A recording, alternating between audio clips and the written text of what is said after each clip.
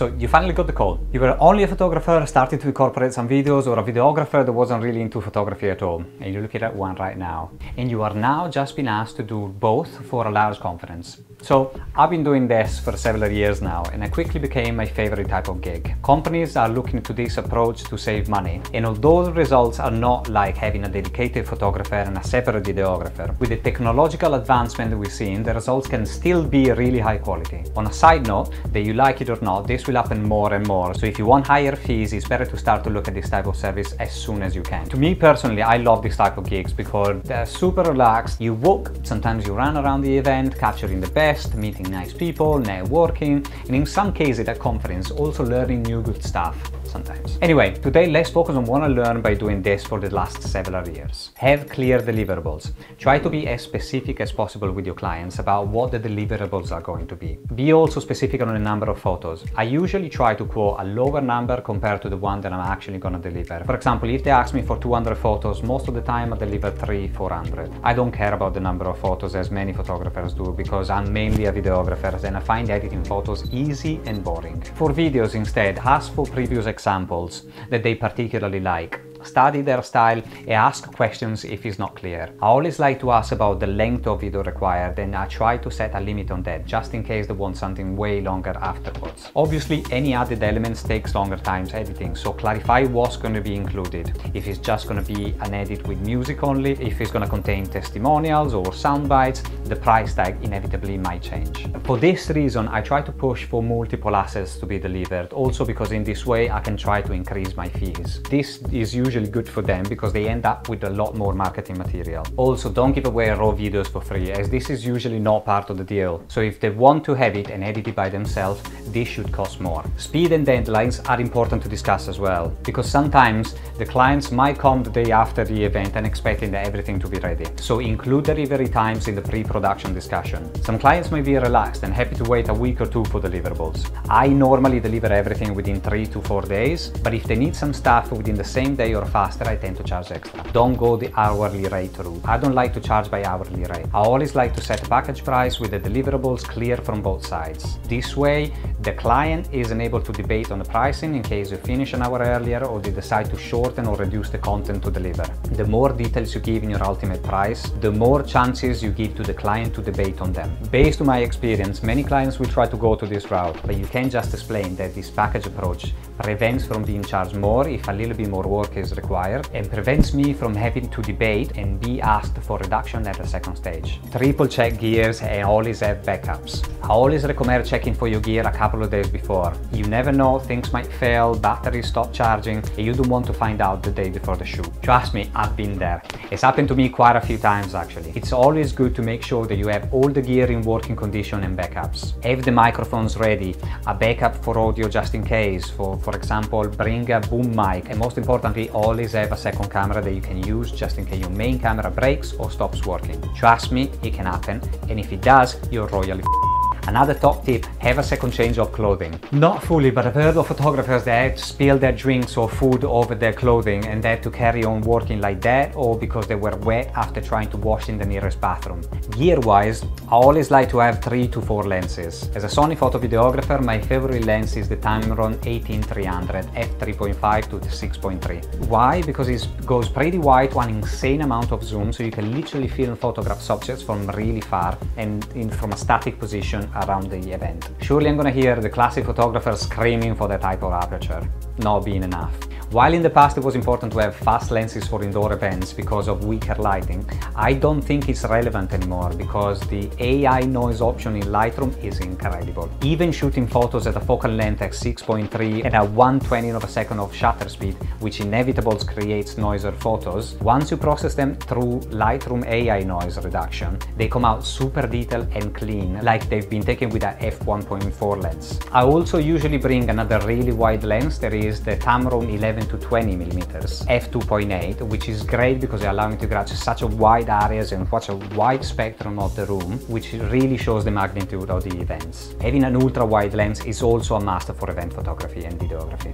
Also, I usually set up 2 cameras for the day. One that I carry around handheld, that I use for photos and videos, and another one that I leave set on a tripod for the sound bites or testimonial recording. It's already set up, so I can just go and grab it if needed and then put it back and continue taking photos and videos around the event. My to-do list for video keeps in mind that I'm shooting everything mainly on handheld, so you need to try to have as steady hand as possible, especially when you zoom in a lot. So you basically need to be a sniper holding your breath and practicing that ninja walk you always heard about. The technology now helps because even when you don't have a super stable shot, you can always use Premiere Pro Warp Stabilizer, which does an amazing job stabilizing shaky footage. Although I have to say, sometimes you might end up with some jelly clips. Always make sure that you film a higher shutter speed. So feel free to fully ignore the double your frame rate rule. When the Warp Stabilizer doesn't work, you can always use the slow motion effect, to which you can also add the Warp Stabilizer. So you should end up with a pretty stable clip. For sound bites, I have those on wireless mics obviously, ready to go and charged. I don't normally bring lights, as I feel that they're more to please the client's eye, giving the idea of a higher production instead of being really necessary. But if you want to bring them, bring them. Unless you're filming against windows with the priority of showing the background outside the window, ambient lighting will be absolutely fine. Color-wise, I like to film in Cinetone because I feel that color correction is totally unnecessary for this type of events. And most of the time, Cinetone is good with a great dynamic range. Filming 4K 60 frames per second and you will be absolutely fine. Storage-wise, I like to have 2 SD cards in camera every time.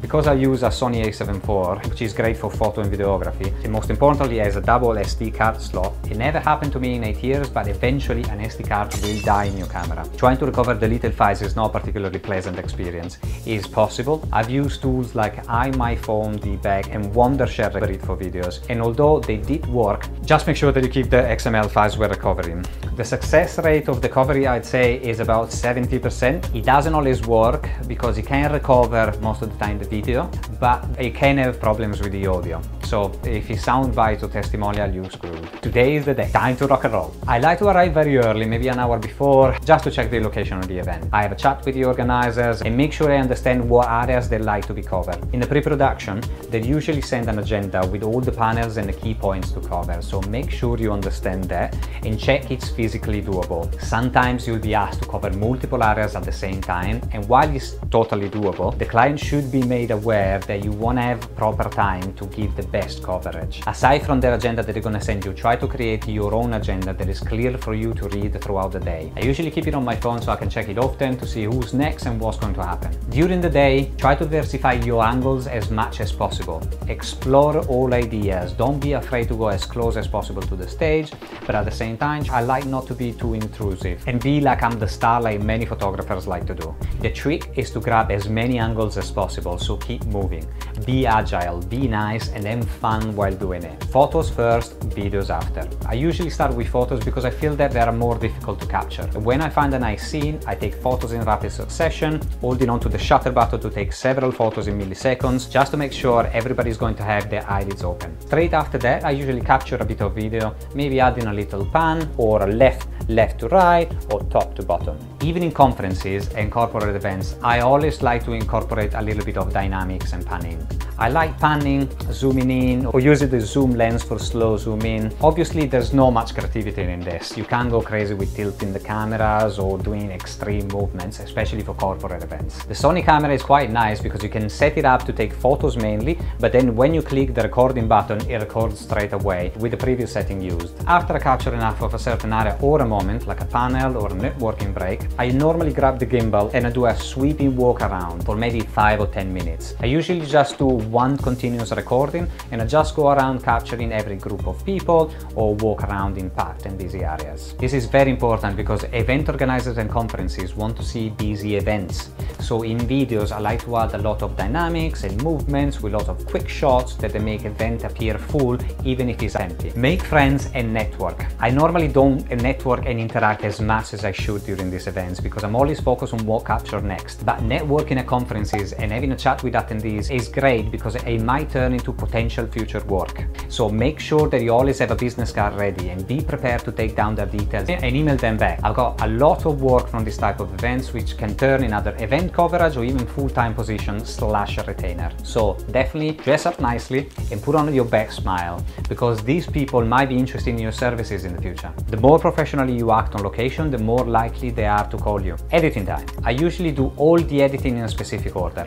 I start from photos, so I do a selection first in Lightroom Classic, and then I do a pass of auto setting in the develop section just to get a little bit of the color correction and proper exposure and all these things right. Then I go through one by one to add my final touches, fixing the highlights, colors and other elements. After I've done all of this and I think that my photos are ready, I give them an AI noise pass. It might take quite a long time, so be ready to process all your photos, and it's quite computer intensive, so you might not be able to edit anything else while you're running, but you can go and grab lunch while you're doing the job. After the photos, I'll edit the highlight videos normally, which usually is the most important bit of the whole event. Yes, obviously photos are good as a reminder, but the real marketing assets has always been videos, so pay particular attention. Video-wise, keep this in mind. You're here to sell the event to future attendees, so the organizer will want to see a lot of dynamic movements and energy, so a lot of camera movement, people talking, handshaking, smiles, and of course all the speakers talking at the event with a packed crowd. So try as many angles and scenes as possible. I like to start the video usually with a strong opening where I showcase the key shots in the first 5 to 10 seconds so people can see them straight away. As you know, the attention span is not very long, so people will probably only pay attention to the first 15 to 20 seconds of this type of videos. So showcase your best shots of a super packed event, and if it's not, make it look like it. Then slowly start to slow down the pace, and then if there are sound bites or testimonials, start overlaying them on top of engaging shots. After 15-20 seconds, you can start to slow down a little bit and start to add a little bit of slow motion just to give a bit of an epic feel to the event. And then there are testimonials. So I approach testimonials in the same exact way. As standalone separate videos, I like to use more slow motion style. So while the highlight video usually I want a faster pace because it needs to create a sort of a rocking movement, as it sort of need to create excitement, testimonials are usually slower so you can show how people felt during the event and think about the best moments. Yeah, I think that's usually how I plan video. While highlight videos typically need fast pace to generate excitement and energetic atmosphere, testimonials are usually slower pace to convey the emotion and reflection of the attendees. This contrast in pacing is something that you need to consider when planning your videos. So yeah, to close up a video, I just want to say, don't be afraid to do it for the first time, especially if you've never done it before. I hope this video helps and give you a little bit more direction on how to get ready and prepare for this type of content. I'd recommend you to look at this type of industry more because in my opinion, there will be a very crowded marketplace soon. And this is again because I think that AI will soon replace all the other type of videos, from the creative to the advertising, making it possible for anyone with a bit of patience to produce them. But what they're not going to be able to produce and emulate are real live events where people will have to appear on camera and be physically there. So that's it for this video. I'll catch you in the next one. Boom.